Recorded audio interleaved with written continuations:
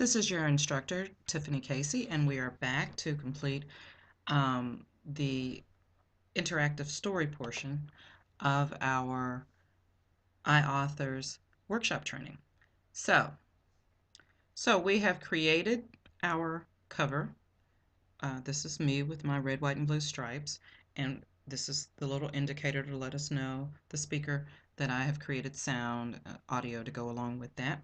Now, what it says for us is now we can create artwork for the tail page art. So this is the cover page as it indicates here, and this is the interior portion of the document. So I'm going to, in this page, actually type.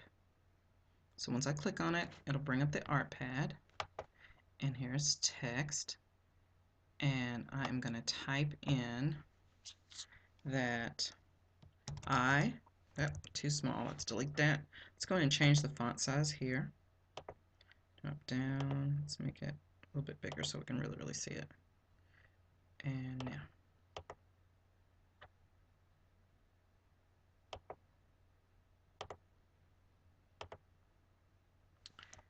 I liked this book because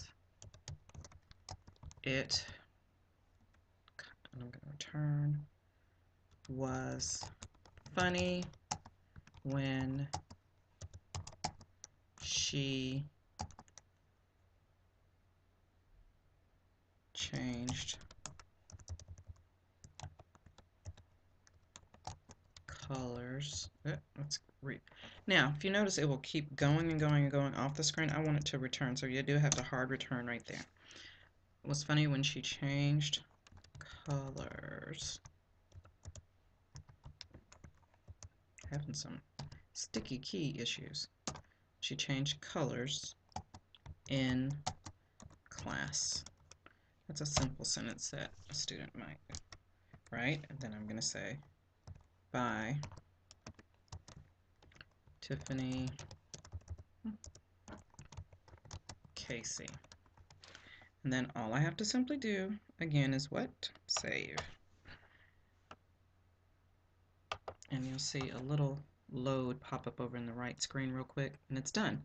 Then I just click here to close on the X. I can choose to voice record again if I'd like, or type. I chose to type, so there's no need for more artwork. And I want to save.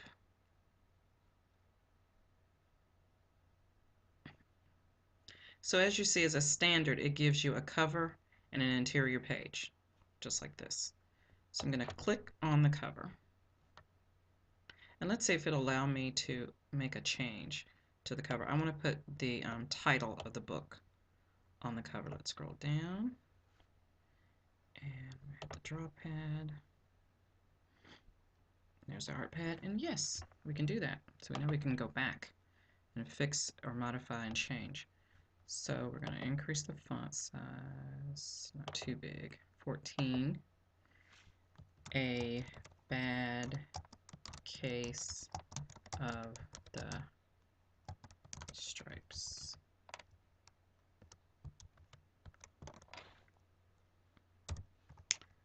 We'll say book. Space a little bit. Now there's no centering and all that kind of stuff. It's very basic here. And I'm spacing over just to kind of get it in the middle. So now that I've done that, if I hit this X, it's going to close out without saving. So I have to make sure that I select a save. Look for that quick loading icon. It's there. I can now click the white X to close. And there we go. Now, what we can do, we want to do again is save all of that.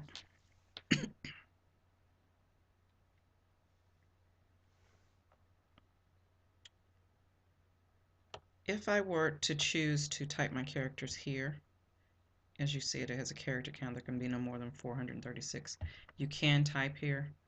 You can add additional pages, but it will take away from your quota. So starting out, a cover page and one interior page with a quick statement or photo or photo and text is all that's really needed. So we've saved, and let's preview.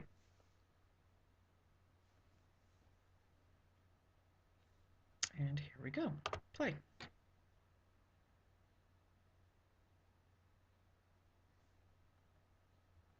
The book, A Bad Case of the Stripes. I really liked it when all her stripes were red, white, and blue.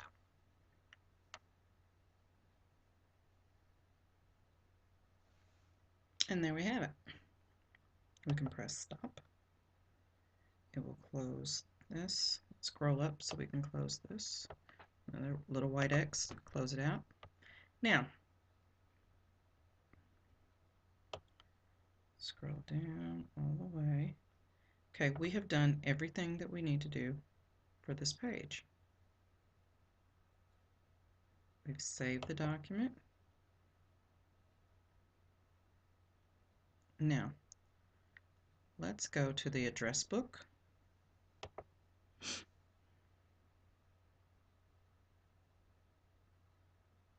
And in the address book, we can add a contact. You can either import or add.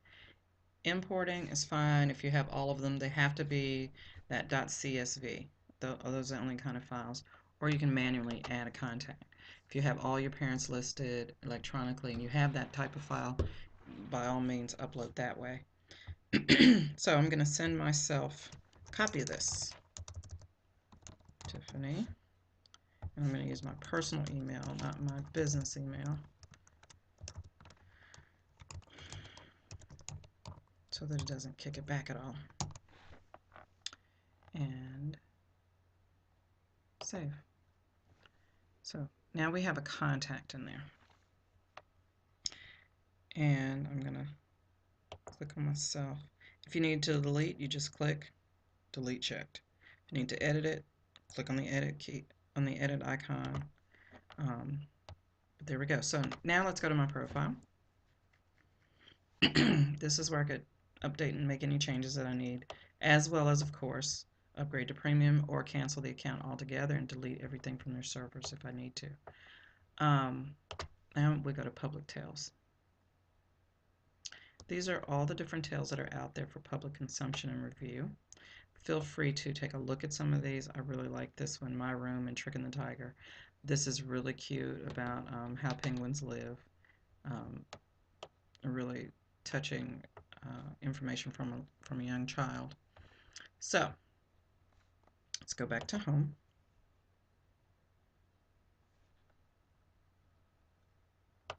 Now that we're ready to try and send this, we're going to look at some of the options. And here we are. On our home page, as you see, it says your name, lets you know it's you, opportunity to upgrade again. This is how we got started. We'll go over here to the right under recent tales. If we had more than this, I only have one other. You would scroll down and they're in descending order. Now it's private. These are the other options. You can place it on your classroom website if you choose by simply collecting your embed code, scrolling down and copying it and placing it on your website. But I'm going to show you how to email it. If you wanted to then share the information with another teacher, another school, or your administration, or the parents and families of these children. So we click share. And this is what pops up. Simply enter the information manually here, or better yet, click here for your address book. I'm going to send it to myself, hit save, and there the addresses pop up. Subject, my birdie tail.